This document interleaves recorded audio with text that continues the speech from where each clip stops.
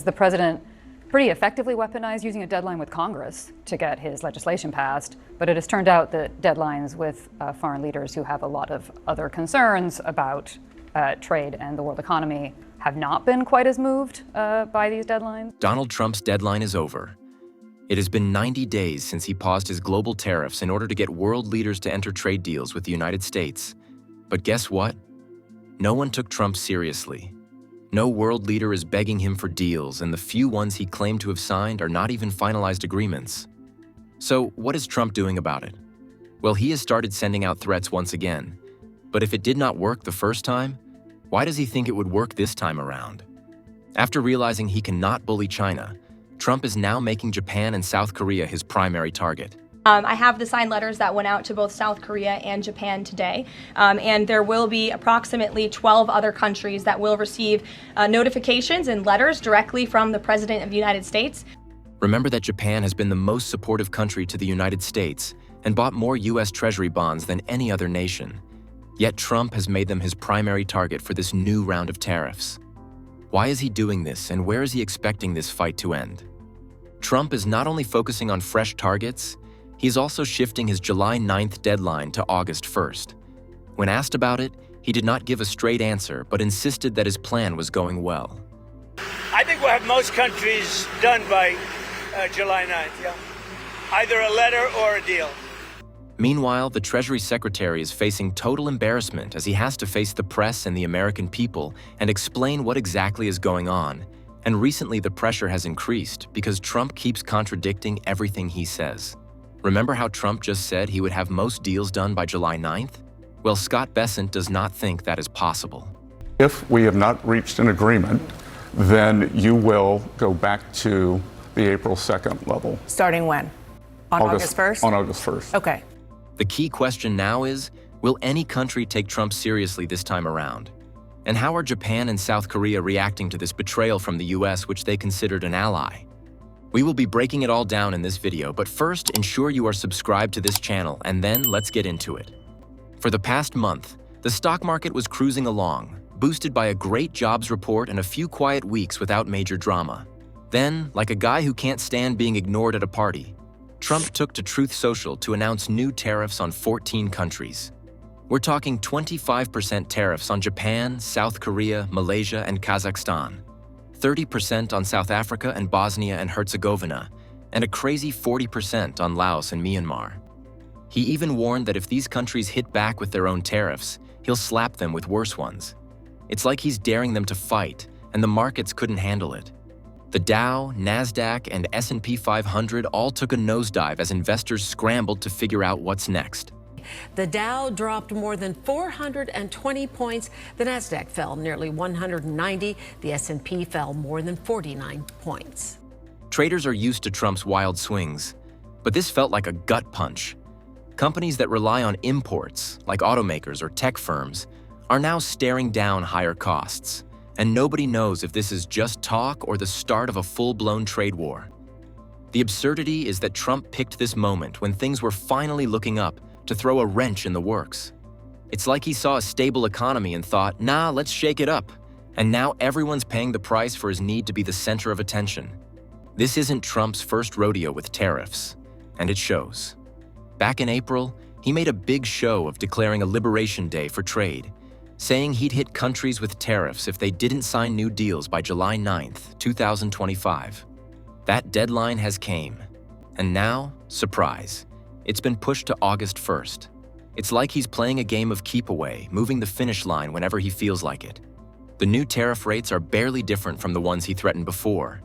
Cambodia's dropped from 49% to 36%. Laos from 48% to 40%. But the message is the same. Do what I say, or else. These rates that the president is announcing are at the same level or lower than what he announced on April 2nd. This constant back and forth has left countries scratching their heads. Japan, South Korea, and others are trying to negotiate, but they don't even know what the real deadline is. Trump's team promised 90 deals in 90 days back in the spring, but we've only seen a couple, and even those are short on details. It's like they're making it up as they go. The ridiculous part? Trump thinks this chaos is a strategy. He's betting that by keeping everyone guessing, he'll get his way. But all it's doing is making the US look unreliable and scaring the heck out of markets and businesses. What makes this whole thing so maddening is that Trump's targeting allies, countries the US relies on for more than just trade. Japan and South Korea are huge partners, hosting American troops and working with us on everything from North Korea to tech. Now they're facing 25% tariffs on cars, electronics, and other exports, which could hammer their economies. Japan's Prime Minister Shigeru Ishiba said they'll stand firm, but still want a deal. South Korea's in a tough spot, knowing their car makers like Hyundai could get crushed. South Africa's president called their 30% tariff unfair, pointing out they already let most US goods in duty-free. Then there are the small players like Laos and Myanmar, who've been slapped with a crushing 40% tariff. Laos has an economy smaller than some American cities, and Myanmar is barely holding together amid political chaos. These aren't economic powerhouses scheming against the US. They're just struggling to survive. Yet Trump is treating them like hostile giants. It's like yelling at the quiet kid in class for not cheering loudly enough. The absurdity is hard to ignore. Trump's hitting trusted allies and vulnerable nations with the same heavy hand, as if they're all part of some grand conspiracy to cheat America. This isn't foreign policy. It's performative punishment. And in a world already full of real threats, alienating the few friends we have left is not just reckless, it's dangerous. Trump loves to take about how tariffs have brought in $80 billion, but let's be clear. That's not free money. Tariffs are paid by American consumers and businesses, not foreign governments. They're basically a tax on stuff we buy, and prices are about to go up. Big retailers like Walmart and Target stocked up on goods early to avoid past tariffs, but that stockpile's running low. By the second half of 2025, expect to pay more for Japanese cars, Malaysian computer chips, South African platinum, even clothes from Bangladesh. Experts are already warning that inflation, which has stayed low so far, could spike after Labor Day. Small businesses are getting hit hardest. They don't have the cash to stockpile or absorb higher costs, and many are still recovering from supply chain messes. Farmers could get hurt too if countries retaliate with their own tariffs on US crops. The crazy part? Trump's framing this as a victory, but in reality, it's like setting the house on fire just to smoke out the neighbors. He's risking higher prices and job losses just to prove he's tough. It's economic roulette, and Americans are the ones holding the gun. Trump's whole plan, if you can call it that, is like a giant game of chicken. He's betting that countries like Japan and South Korea, who need the US market for their exports, will cave and sign deals on his terms. His old advisor, Stephen Moore, says we might see some agreements in the next few weeks, which could help US farmers and factories by lowering foreign tariffs. But so far, there's no sign this is working. Trump's team keeps promising deals in 48 hours, but it's all talk. Treasury Secretary Scott Benson's out there saying more deals are coming, but it feels like they're just stalling. Then there's China, the big elephant in the room. It's our biggest trade partner and rival, and Trump says he's got a deal on paper, but nobody's seen it.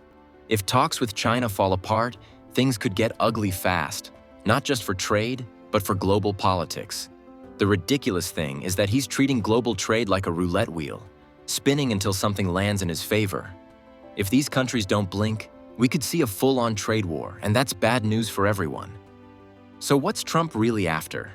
His fans say tariffs are a genius move to force countries to negotiate, pointing to deals with the UK and a few others as proof.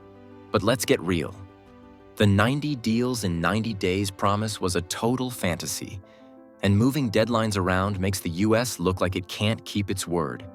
Democrats are calling this out, saying tariffs just hurt regular people, but they're struggling to come up with a better idea. The scariest part is that we've seen this before. Trump's first term was full of tariff fights. Some deals got done, but it caused market chaos and higher prices for years. Now he's at it again, acting like he's got everything under control when it's clearly a mess.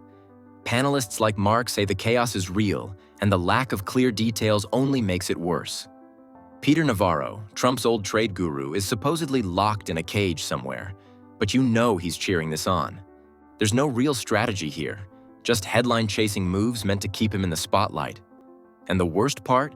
It's working for him politically, at least for now, because prices haven't skyrocketed yet. But when they do, guess who's getting the blame? The case of Japan is particularly interesting and troubling. Japan is a key U.S. ally and could deal serious blows if it gets fed up with Trump's relentless tariff threats. Trump seems to underestimate how much the U.S. needs Japan, and his aggressive trade tactics could backfire big time. Japan's economy, the world's fourth largest, is a powerhouse in autos, electronics, and semiconductors, sectors the U.S. heavily relies on. If Japan retaliates with tariffs or restricts exports, American consumers could face skyrocketing prices for cars, think Toyota and Honda, and tech gadgets, while industries like aerospace and defense, which use Japanese components, could hit supply chain snags. U.S. cars can't even be sold in Japan because they are inferior to those made by Japanese automakers. So when it comes to consumer products and tech, it is the U.S. that needs Japan. Beyond economics, Japan's strategic role is critical. It hosts 50,000 U.S. troops, a key for countering China and North Korea in Asia. If trade tensions strain this alliance, Japan might scale back military cooperation or demand costly concessions, weakening U.S. influence in the region. Japan could also pivot closer to China economically, joining trade blocs like RCEP to offset U.S. pressure, which would hurt American exporters and isolate the U.S. diplomatically. Already, Japan is already showing that it is willing to be close to China. Trump's assumption that Japan will cave ignores its resilience. Prime Minister Shigeru Ishiba has signaled toughness, and Japan has a history of diversifying trade to weather U.S. bullying. Its $1 trillion in the U.S. Treasury holdings gives it leverage to rattle financial markets if pushed too far. Plus, Japan's tech expertise, like in robotics and AI, is vital for U.S. innovation. Losing access could set American firms back. Trump's tariff tantrum risks alienating a partner the U.S. can't afford to lose. Japan's not just a market, it's a strategic anchor. Underestimating that could cost America economically, militarily, and geopolitically in ways Trump's bluster can't fix. As if that weren't bad enough, the White House sent Tokyo a letter riddled with grammatical errors, despite being only 528 words long. So here we are, in July 2025, watching Trump ignite yet another tariff war. Not because of strategy, but because he thinks the world isn't giving him enough attention. Markets are tanking, allies are furious, and Americans are about to pay more for everything. And for what? For a few trade deals that might never even happen?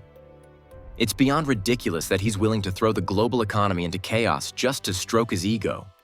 From Japan's car factories to South Africa's mines to your local Walmart, this tariff war is going to hit hard. Trump's pretending this mess is a win, but it's just a recycled disaster from a playbook that already failed. Here we go again, and this time, the stakes are even higher. This story is far from over. Subscribe now to stay ahead of the storm. See you in the next one.